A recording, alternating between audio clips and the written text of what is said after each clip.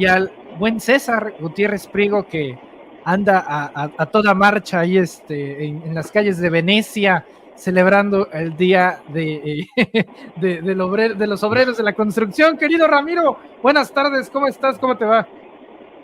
No, un placer aquí estar con mi compadre César en estas mesas complejas. Caray, te dejé de escuchar, Ramiro. A ver. ¿Me dejas escuchar? Dale. Sí, listo, ya te escucho, fuerte y claro. Okay. Sí. Ok, pues un gusto estar aquí con César como los viernes, que se haga tradición, ¿no? Con todo gusto. Muchas gracias, querido Ramiro. A ver, César Gutiérrez, buenas tardes, ¿cómo estás? ¿Cómo te va?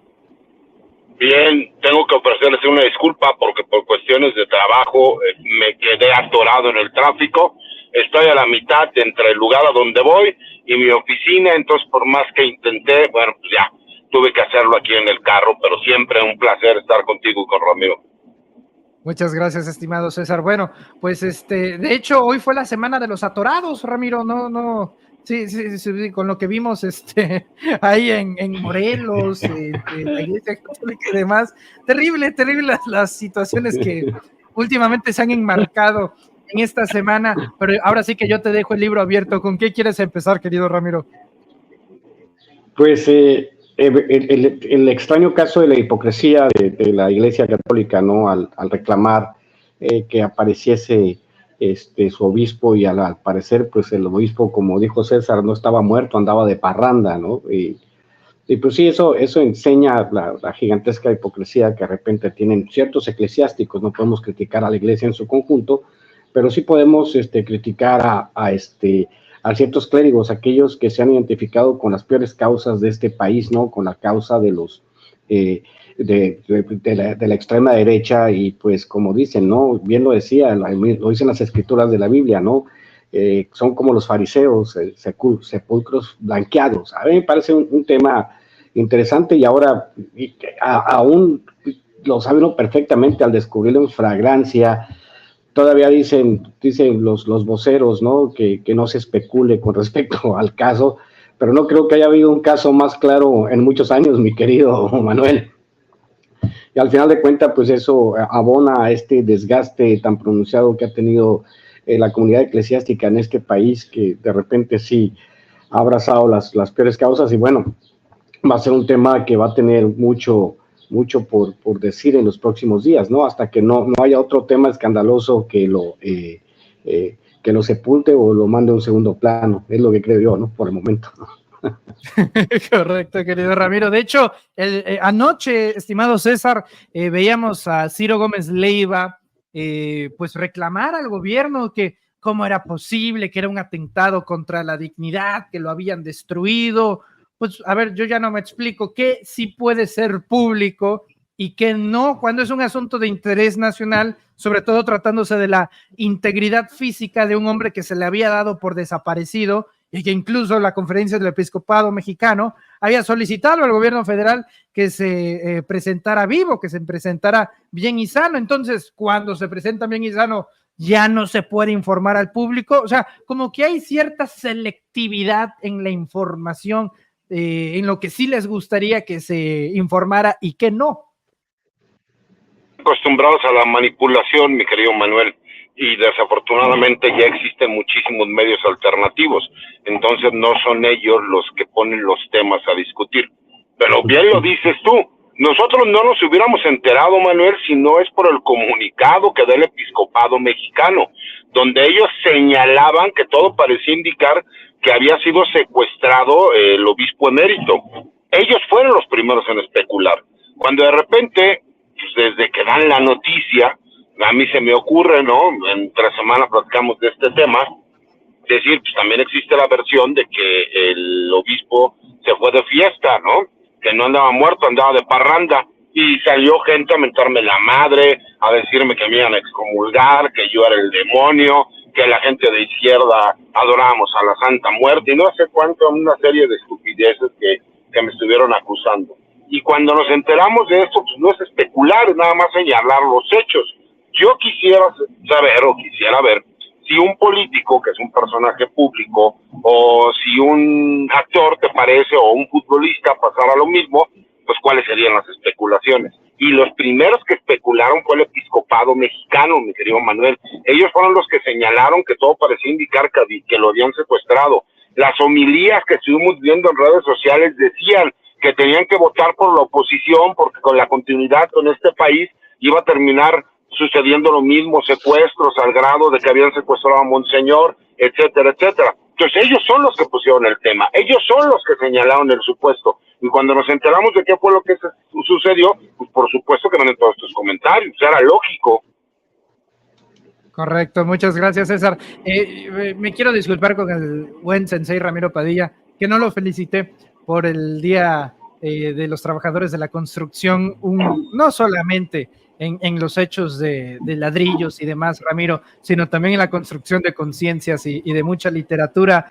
Y hablando de eso, le quiero dar este contexto, hablando de eso, imagínate trabajar toda tu vida para que al final el sistema de pensiones sea miserable, como los que dejó Ernesto Zedillo Ponce de León, Felipe Calderón y demás.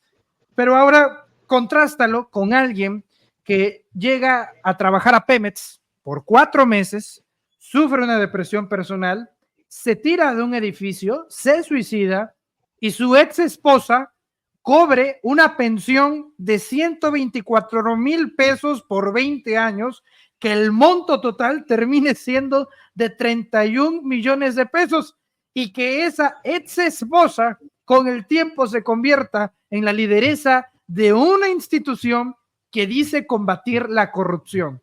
No es una historia fumada, ni a ti se te pudo haber ocurrido esa historia, Ramiro, es real y su nombre es María Amparo Casar. ¿Qué opinas?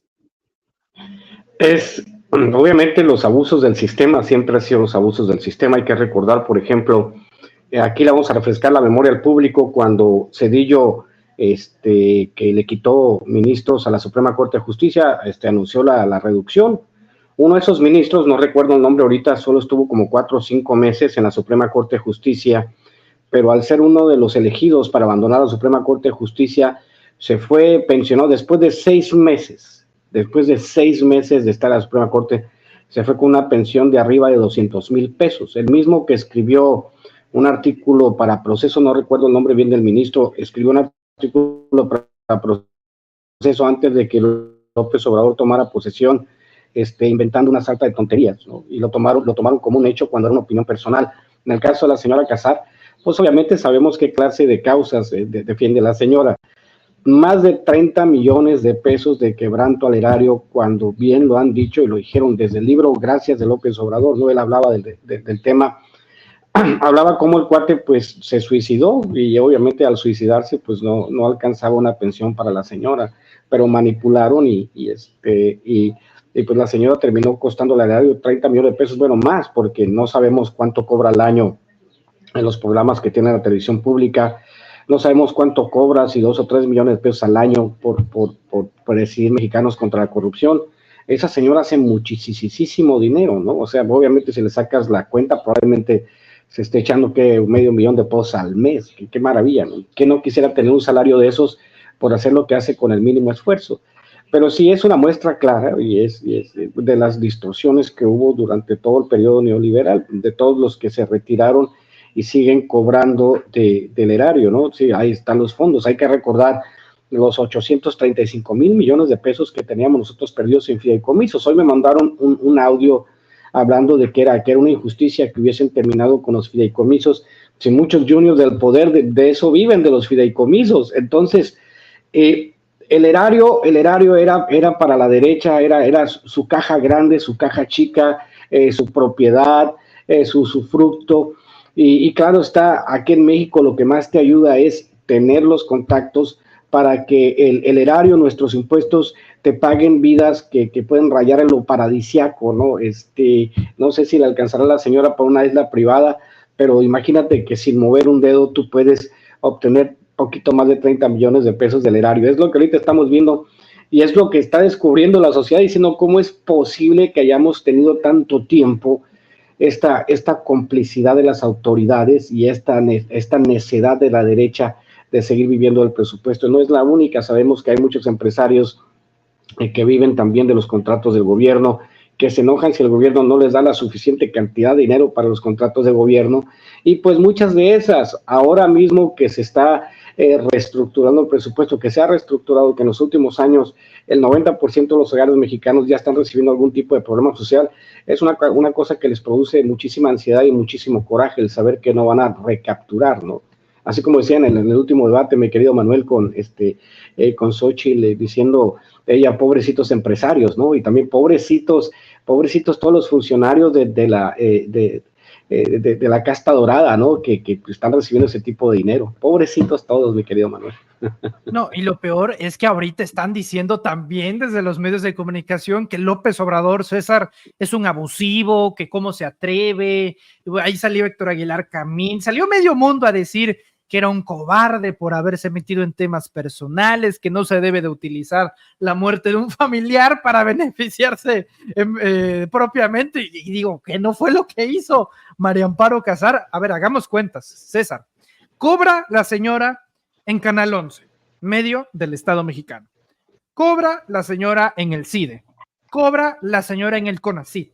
Cobra la señora en Mexicanos contra la Corrupción y cobra la señora de esta pensión que en 20 años le ha redituado en 31 millones de pesos. Perdón, pero es una señora que ha vivido del dinero de los demás.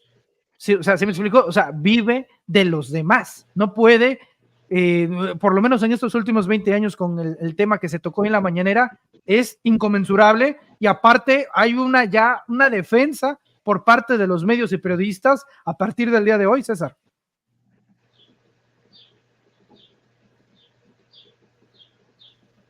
A ver. Se quedó sin palabras, Ramiro. A ver, sí, bueno. Ahorita vamos a ver si ya perdió la señal. Ahorita le estoy poniendo saldo. Le estoy poniendo saldo, espérame. Ahora eres tú el que le pones saldo. Sí, le tuve que poner saldo porque si no. Cambiaron los papeles. Ya le terminé de poner saldo. A ver, deja preguntarle. ¿Ya te llegó, César? Yo creo que sí, mira, ya le está llegando. Es que tardo un poco en poner. Se nos fue. Bueno, mientras le pones la recarga, mi querido Ramiro. Sensei, ¿cómo ves? O sea, toda la defensa desde los medios de comunicación, o sea, viene la defensa desde los medios que van a querer darle la impresión a sus audiencias de que el abusivo en todo caso es López Obrador. Imagínate, es que es el mundo al revés, mi querido Manuel, es el mundo al revés. ¿Cómo es posible si tú ves del latrocinio y hay gente derecha que dice, es que se lo merecen? Es como ¿te acuerdas de aquel caso muy sonado de los que eran 48 mil millones de pesos en Andorra de 22 políticos priistas, ¿no? Y que en vez de que hubiese manifestaciones, ¿cómo es posible que estos 22 políticos mexicanos tengan más de 48 mil millones de pesos en Andorra? Pues no, mucha gente todavía sigue con el efecto del gandallismo de sexenios pasados. Es que si llegaron ahí, pues tienen derecho a chingárselo, ¿no? Había una ley que le llamaban un amigo mío me dijo, dice, en México existía una ley no escrita que se llamaba la ley de los 400. ¿Y cuál era la ley de los 400? Que cualquier gobernador de cualquier estado tenía derecho a quedarse con 400 millones de pesos del presupuesto, que supuestamente era una ley no escrita. Bueno, el que sí se aventó, el que sí la tomó muy en serio, pues fueron César Duarte y Javier Duarte, que creo que está ahí por el libro del Priista Perfecto, ¿no? Se robaba 1,118,000 pesos por hora, estuviese dormido o estuviese despierto. En el caso de lo que hace la señora María Amparo Casar y lo que hacen estos infames medios de comunicación al tratar de defender lo indefendible, porque ellos también estaban en la polla. Hay que recordar los contratos de publicidad en el libro de Jesús Lemus, de Jaque a Peña Nieto y su imperio de la corrupción. Jesús Lemus hablaba de un apartado donde se le pagaron cerca de 60 mil millones de pesos a los medios de comunicación solo en el sexenio Peña Nieto. O sea, en general, el presupuesto y la deuda eran básicamente para eso. ¿Cómo no recordar a Calderón y los más de 400 mil millones de dólares que recibió de las remesas petroleras, de los extras, ¿no? Del petróleo, de la gasolina, del petróleo que se obtuvo cuando el barril estaba como a $100? ¿Y qué hicieron con ese dinero? Él y Fox lo desaparecieron. Entonces esto pues parece, lo de la señora Casar parece pecata minuta, pero en general en el país era así como se manejaban las cosas, era así como se trabajaba el asunto de del presupuesto público, y ahora obviamente los exhiben y todavía se tiran al piso. No armar un escándalo, una maqueta por una casa gris que ni siquiera era del hijo de López Obrador, que era rentada, y luego descubres que está la Casa Roja y los contratos por 1,400 millones de pesos de cierta candidata, y la riqueza impresionante. Hay que recordar cómo, por ejemplo, a Diego Fernández Ceballos se le juntaron 1,000 millones de pesos nada más de impuesto predial, lo que el 99.99% de la población en su día va a haber junto. Diego Fernández Ceballos lo debía de predial. Esa era parte de esto, de esta extraña burbuja especulativa del presupuesto en el que vivimos los mexicanos muchos años. Y ahora, ¿qué va a decir la gente, mi querido Manuel? O sea, ¿qué va a decir la derecha ahora? La derecha tendría que decir, a ver, María Amparo, agarraste ese dinero que no te correspondía, regrésalo. Pues no, al contrario, pobre, es víctima de un poder, es víctima de un dictador. ¿Dictador? ¿Qué es la ley? Yo le pregunto a la gente de México. Hay dos leyes, está el librito de la Constitución para la derecha y el librito de la Constitución para el resto de los mexicanos, que no tendríamos que ser un país de leyes. Ellos, la derecha, esos mismos periodistas que se llenan la boca diciendo, pero el Estado de Derecho y el respeto, ¿y qué va a pensar la gente si no tenemos un Estado de Derecho pleno en el país? Pues son los primeros en burlarse de la ley, ellos, los que tanto se llenan la boca, ¿no? Pero bueno, esto apenas empieza, mi querido Manuel, y allá es un botón de muestra, pero pues, digo, tendríamos que construir como 100 cárceles del bienestar, ¿no? Para llenarla de todos los políticos que se han robado el presupuesto, no sé, cabrón, no sé. Y todavía nos faltaría más cárceles. Oye, Ramiro, sí, este debate ha generado otro, ¿no? Porque que conciernen más que nada sobre el sistema de radiodifusión pública. Con esta información, vale la pena que los mexicanos sigamos permitiendo que María Amparo Casar siga cobrando en el Estado mexicano a través de SPR, a través de este programa que tiene en Canal 11 de Primer Plano, porque ahí la tenemos desde hace 6 años. Muchos han dicho, es que si la quitan, vamos a decir que es dictadura. Bueno, procura la libertad de expresión. Con esta nueva información, Ramiro, ¿deberían de seguir las cosas iguales? ¿Se debería de cuestionar su papel? ¿Qué opinas tú? El asunto de la derecha en este país y de ciertas clases de sindicalismo, sobre todo, porque es un tema que es muy interesante. Le pasó a San Juana Martínez, ¿no? Con Notimex. Lo que ella encontró fue todas las resistencias abusivas de un sindicato que se servía a manos llenas. Imagino que Genaro Villamil encontró una dinámica parecida a lo que encontró San Juana, y Genaro Villamil pues optó por ser más conciliador, porque pues obviamente todos estos cuates tienen un montón de candados, o sea, no están ahí de gratis, ni María Amparo Casar, ni todos ellos, ni Sergio Aguayo, no están de gratis, están porque debe haber algún tipo de arreglo, debe haber un sindicato fuerte detrás de ello. Entonces, obviamente, para ellos es extremadamente difícil, para Genaro Villamil ha de haber sido extremadamente difícil combatir todos estos mecanismos, todo esto que estaba muy bien aceitado para evitar que los corrieran en un evento como ese, ¿no? Entonces, yo diría, mi querido Manuel, que obviamente, pues, si el Estado es dueño del espectro radioeléctrico, la pregunta es por qué, si Genaro Villamil no podía mover eso, ¿por qué no abrió nuevas frecuencias, estaciones de radio, canales de televisión públicos? Entiendo que hay una austeridad republicana, y entiendo también que la mañanera del presidente bastaba y sobraba, ¿no? Para mantener la narrativa de cómo se estaba gobernando. Sí, quizá para Claudia sea importante en este nuevo sexenio construir un nuevo modelo comunicativo, y que este nuevo modelo comunicativo incluya no solamente el apoyo a los canales independientes, sino también la formación de nuevos canales de televisión a los lugares donde no llega la señal del gobierno, y donde se puede hablar desde otra perspectiva. Eso quizás sería más uno de los objetivos más importantes, aparte de construir el segundo piso de la cuarta transformación. Sería un proyecto para que hubiese más canales de televisión, que no nos quedáramos con el 22 y el 11, o sea, que hubiese canales de la televisión que estuviesen así como estuvieron orientados claramente a la derecha, que hubiese también señales de televisión que estuviesen orientados a la izquierda. ¿Por qué no? Así tendría que ser, mi querido Manuel. Pero en el caso de él, yo entiendo por el lado de Genaro Villamil, que sí hubo grandes resistencias porque pues no puede resolverlo en pocos años lo que se ha construido durante décadas y décadas, ¿no?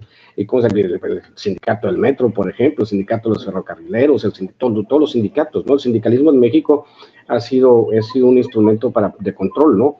Por muchas décadas, mi querido Manuel. Correcto, mira, ya tenemos de vuelta al querido César Gutiérrez. César, estimado César, ¿cómo estás? ¿Nos escuchas? Sí, una disculpa.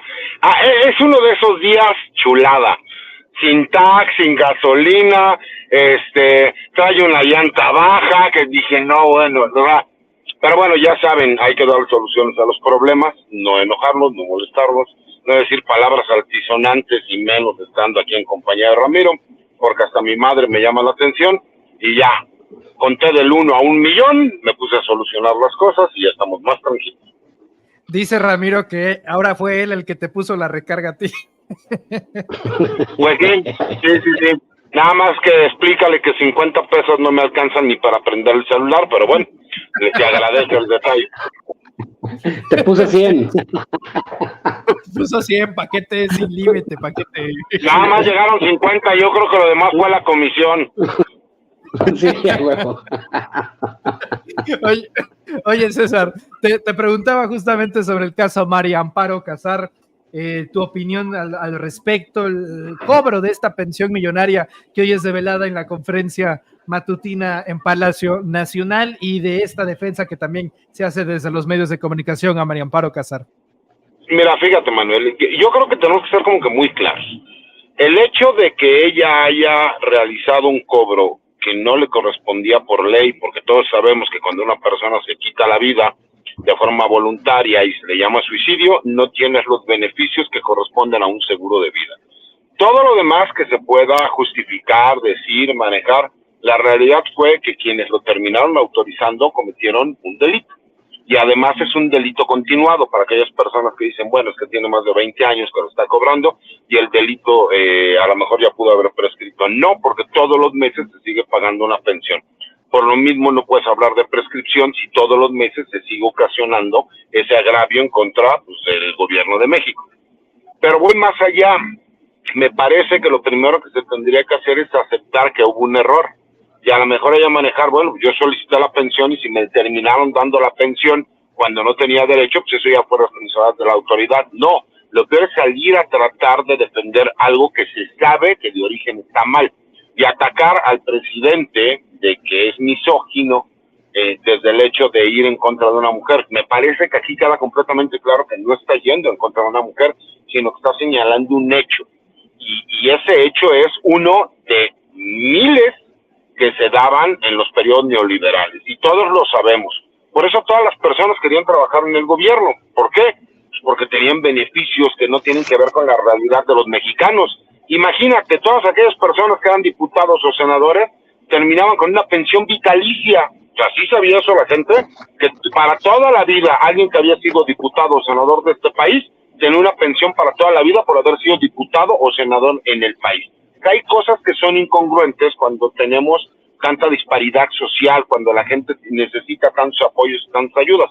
Pero como ahorita es la guerra, mi querido Manuel, y no les importa hacer lo que tengan que hacer con tal de tratar de desprestigiar al presidente, de ir contra ese voto duro en contra de la Cuarta Transformación, pues son capaces de hacer lo que sea. Pero ¿cómo puedes ser tú presidente de una asociación civil que se llama Mexicanos contra la Corrupción y tratar de justificar un hecho que la misma señora sabe que es incorrecto? Entonces, pues, yo no sé si la señora sea muy decente en otras cosas de su vida, no la conozco, nunca la he tratado, pero por lo menos ese hecho ella sabía que no le correspondía la pensión porque la persona se quita la vida de forma voluntaria, se le llama suicidio, y pierde los beneficios que se pueden dar por un seguro. Y ella lo sabe, por más que lo tratan de justificar, y los medios de comunicación que salen a defenderla no hablan del tema principal, y el tema principal es que ella recibió un beneficio indebido porque le hicieron un favor personal. Esa es la realidad. Correcto. Me quedo contigo, César, para preguntarte lo siguiente. Entonces, tú como abogado, desde tu opinión profesional, ¿sí es correcto que proceda el gobierno de México en tratar de detener todo esto y en una de esas recuperar la lana? Bueno, de entrada, pues tiene que cesar el pago porque tienen conocimiento, pues, por los mismos documentos, ellos se dan cuenta que el acta de defunción dice suicidio, entonces no operaba a favor de ella este tipo de beneficio. Eso es en primer lugar, por eso, o sea, administrativamente lo primero que hacen es decir, a ver, aquí hay un trámite administrativo mal realizado. Y en segunda, por supuesto que el delito, a mi consideración, como es un delito continuado, pues no opera la prescripción desde el momento en que se realizó. A lo mejor para lo que fue la prima principal, pues sí, porque ya pasaron 20 años, pero para el pago de la pensión que se sigue dando todos los días, por supuesto que no, porque ahí se sigue habiendo un menoscabo para el patrimonio del gobierno de México. Entonces, a mi consideración personal y como profesionista que postulo en materia penal, me parece que sí procede la denuncia para la reparación del daño, que esa es la parte importante. Recordamos que aquí lo importante es que se repare el daño al presupuesto del gobierno de México. Correcto, muchas gracias, César. Pasemos a un último tema que de hecho está sucediendo en estos momentos. Resulta ser que en la línea 12 del metro, hoy se cumplen 3 años de la caída de la línea 12 del metro de la Ciudad de México, y unos ciudadanos, y lo entrecomillo y ahora verán por qué, unos ciudadanos decidieron meter a la línea 12, a las instalaciones del metro, un ataúd. El día de hoy se cumplen 3 años del desplome de la línea 12 del metro, que se cobró la vida, lamentablemente, de 26 personas. Respetuosamente nos encontramos aquí para pedirle al gobierno que ya basta de impunidad, que ya basta de que no tengan las acciones correspondientes de los responsables. Estamos cansados, sigan sin poder haber justicia para las víctimas, estamos cansados, siga sin haber sanciones y justicia para la gente que es responsable de este lamentable suceso. Y uno se pregunta, ¿verdad? ¿Cómo le hace uno para meter un jodido ataúd a las instalaciones del metro de la Ciudad de México sin que el personal te diga nada? Personal que curiosamente pertenece al sindicato de trabajadores del metro de la Ciudad de México, acusado previamente de sabotear el sistema de transporte. Y aunado a eso, Ramiro, si uno investiga, resulta que va a dar con que uno de los manifestantes en realidad se trata de Edson Andrade, quien es coordinador nacional de las juventudes de la campaña presidencial de Xóchitl Gálvez, o sea, un panista. No fueron ciudadanos, fueron panistas. Sobre todo cuando ya los familiares de las víctimas de la línea 12 habían solicitado expresamente que no usaran la tragedia con fines políticos y electorales. Dicen, y cito, no consentimos que nuestras familias, nuestras madres, padres, hermanos e hijos escuchen o lean en los medios cómo nuestro dolor es nombrado solo para conseguir atraer atención a campañas políticas. Para nosotras y nosotros, lo principal es preservar los avances que hemos logrado en superar y fortalecer de este incidente, y todo el ruido que se hace en este periodo electoral nos dificulta seguir con nuestras vidas. Se les solicitó a los panistas que no lo hicieran, les valió y lo hicieron, a tal grado que en estos momentos, Ramiro, Xóchitl Gálvez y Santiago Taboada se encuentran en la línea 12 haciendo un meeting, lucrando políticamente, necropolítica pura. ¿Qué opinas, Ramiro?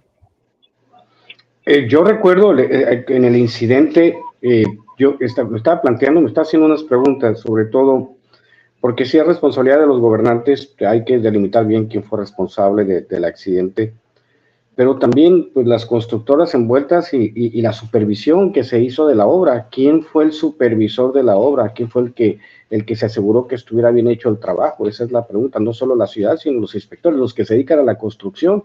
Y si la ciudad tiene inspectores que sean especialistas en construcción, como se hace en Estados Unidos. Tú mismo lo decías hace rato, yo que trabajé en la construcción en Estados Unidos cerca de 25 años, pues yo sé obviamente que cuando se hace un trabajo, la mayoría de los trabajos requerían de inspección. Llegaba un inspector y revisaba que todo estuviese de acuerdo a los parámetros que se habían pedido en los planos. Nosotros nos aventábamos muchas veces a revisar, por ejemplo, que las anclas, los tornillos tuviesen 25 libras de presión, por ejemplo. Tienes que asegurarte que cada tornillo tuviese 25 libras de presión en el trabajo en el que yo hacía. En el caso de la Ciudad de México, pues obviamente hay que ver y sobre todo trabajar en el tema de la inspección y cerciorarse que se usen los materiales adecuados para el caso de una línea de transporte que es tan importante para la ciudad y para el país. Pero también en el caso de la necropolítica que hacen los panistas, me gustaría que hiciera una guardia por los más de 300,000 muertos que surgieron de la guerra de Calderón. Durante el sexenio de Calderón, le voy a decir a Xóchitl Gálvez y a Santiago Krill, a todos ellos, durante el sexenio de Calderón murió un niño cada 36 horas. Y luego todavía salía a poner los tenis Xóchitl Gálvez representando ese partido, porque ella trabajó con gobiernos panistas. A Santiago Krill, el que se cayó, el Santiago Krill, el que autorizó todos los casinos una hora antes de salir de secretario de Gobernación. O sea, todos ellos. ¿Con qué cara viene la extrema derecha de este país a querer sacar raja política de una tragedia que enlutó a muchas familias? Los mismos padres de familia ya dijeron que no se lucrara políticamente con su imagen, y los panistas no entienden, porque es de las pocas narrativas que tienen la línea 12, el colegio Repsamen. Aquí no importa si hay responsables tras las rejas, no importa el caso Segalmex, no importa si ya agarraron y metieron al bote a medio mundo, no. Aquí lo que importa es seguir diciendo que mira lo que hizo el gobierno. Entonces, pues sí, hubo un delito, pero pues ya se castigó a los responsables, pero sí, pero no. La gente no entiende que, o en el caso de la extrema derecha, o en el caso de los que creen en el pensamiento conservador, no entienden que hay muchos delitos, la mayoría de los delitos han sido castigados. Pero esto es parte, ¿no? Esto es parte del último juego desesperado de ellos al saberse que en las elecciones pues van a perder por más de 30 puntos, es lo que yo más o menos vengo apostando. Entonces, lo que hay que hacer de aquí al futuro es cerciorarse de que haya buenas inspecciones. No es solo el tratar de que ellos lucren con la tragedia, sino también nosotros como ciudadanos exigir que haya mejores mecanismos de inspección, que asegurarnos de que los materiales que se usan para cualquier obra pública sean los adecuados y que sean durables y que sean al precio que se dice, ¿no? Porque muchas de las cosas que han sucedido en este país es precisamente porque muchas constructoras que tienen contratos con el gobierno. Ahí está el socavón, ¿se acuerdan del socavón donde murió gente por una carretera, Patito, que no le echaron ni pavimento, nomás pintaron la carretera con tierra, ¿no? O sea, todo ese tipo de cosas, todo ese tipo pues, por ejemplo, el cartel inmobiliario, ¿no? O sea, son los primero tendrán que volver a ver el cartel inmobiliario antes de expresarse, ¿no? Ante estas circunstancias, pero bueno, es parte de la guerra sucia y es parte del por qué no van a regresar al poder, mi querido Manuel. Muchas gracias, Ramiro. César, te leo el texto de una de las ideólogas más connotadas del panismo en la Ciudad de México, Paula Sofía, para variar.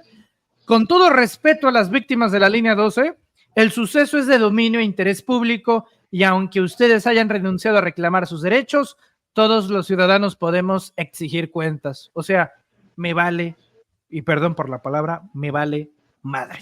Pa' pronto. O sea, eso es lo que plantean en Acción Nacional, César. Sí, desafortunadamente estamos, ¿no? Ya en viernes y hemos visto cómo han intentado por todos los medios posibles inventar historias y tratar de sacar raja política, utilizando obviamente la tragedia de la gente, ¿no? Y hay que reconocer que esto es uno de los temas que más le ha pegado a Claudia Sheinbaum y que ellos lo que necesitan es tratar de polarizar. Están desesperados porque saben que el plan C podría llegar a darse, Manuel, y eso es lo que más miedo les da. Ellos saben que la presidencia de la República la tienen perdida y lo que quieren es tener ciertos espacios. Y como lo hemos comentado, por alguna extraña razón ellos creen que tienen posibilidades en la Ciudad de México y por eso la mayoría de los esfuerzos lo están canalizando hacia la ciudad. Y pues eso es lo que empezamos a ver y me parece que a partir del día de hoy estaremos viendo que van a tratar de focalizar la mayoría de sus ataques hacia la Ciudad de México, porque ellos tienen miedo de que no solo la presidencia de la República ya la saben perdida, sino que el plan C se pueda llevar a cabo, entonces necesitan un premio de consolación y por eso han estado focalizándose. Y ve qué perversos pueden ser para que digan, no me importa lo que las víctimas piensen, es un derecho que nosotros podemos hacer para solicitar a aquellas personas que no tenemos nada que ver, pero al ser público, tratar de sacar un beneficio de carácter político sacando el tema. Entonces, bueno, pues te das cuenta de la perversidad, ¿no? De todos los políticos, pero en especial de los políticos de derecha, los cuales son capaces de incluso ir y vender a su madre con tal de seguir manteniendo un hueso. Muchas gracias, César, y con esa justamente nos despedimos. Yo les agradezco mucho, Ramiro, César, que nos hayan acompañado este viernes. Bastante tranquilo, bastante tranquilo. Usted, don Ramiro, con César Gutiérrez, se nota que hubo piedad, que hubo mercy por parte suya. Ya habrá otro rato para platicar. Y mientras tanto, el blues del migrante, querido Ramiro, ¿en dónde lo podemos encontrar y dónde te podemos encontrar a ti en redes sociales? Este es para toda mi raza de Estados Unidos, es un testimonio de lo que hice durante mi tiempo en Estados Unidos. Espero que la gente lo adquieran. Está en Amazon para toda la gente, para todos mis paisas de Estados Unidos. Y sí, siempre es un gusto a veces platicar con el César, a veces pelearnos, a veces de todo. Ya sabes que ese es el tipo de amistad que tenemos el César y yo. Y pues estoy en mi canal, estoy haciendo de repente, estoy empezando a hacer en vivos en mi canal. Entonces, pues de repente voy a estar, creo, martes y jueves por ahí de las 10 de la noche. Y lo que estoy haciendo es una suerte de diálogo con el público. Ellos me hacen preguntas y nos vamos a platicar y salen algunos temas ayer en la noche. A los que gusten inscribirse a mi canal, Ramiro Padilla Tondo y Ramiro Padilla Oficial, para los que gusten, ya estamos llegando cerca de los 14,000 suscriptores, ¿no? Estoy ya a punto de alcanzar al Manuel en suscriptores, ¿no? Ya nomás me falta como 500,000, pero ahí vamos con mi canal. y pues ahí estamos, un gusto, y siempre es un gusto estar con César en esto. Y pues @Ramiro Atondo, ahí está mi Twitter. Y pues no soy tan activo en Twitter porque así como el César tiene más hígado que yo para las pinches contestaciones, de repente escribo una cosa y ya ves, a ti también te toca, mano, que te llegan todos los bots acá, pero te llegan en montón, ¿no? O sea, digo, estos señores no duermen, pero es un placer siempre estar con ustedes. Y pues aquí nos vemos la próxima semana. Muchas gracias, Ramiro. No, ahí hay golpes, locura. Como diría el buen Jairo Calisto, locura, diversión, bots, trolls y mucho, pero que mucho más. Yo creo que mi querido César ya se nos pasmó. A ver, César, ¿nos escuchas? Ya está curtido el César ahí en Twitter. Es bueno el del César para el Twitter, la neta, muy bueno. Sí, también, bueno, también siguen al buen César Gutiérrez como @César Gutipri. Ahí se nos fue. Querido Ramiro, te agradezco mucho y de nuevo felicidades por el día y a los que hemos trabajado en la construcción, en los que no sé, muy bien, este dedo me lo rebané, el hombro no me sirve, los que han trabajado en la construcción en Estados Unidos, a los que han aguantado temperaturas de menos 10 grados, a los que han trabajado en el desierto a más de 40 grados, a los que se han subido a grúas, a techos, que eso yo lo hice por muchos años, andar entre los cables de alta tensión y que sobrevivieron, y a los que siguen sobreviviendo a la construcción, así como yo. Pues un abrazote y un gusto estar hasta la próxima, mi querido Manuel. Muchas gracias, Ramiro. Un fuerte abrazo y estamos en contacto.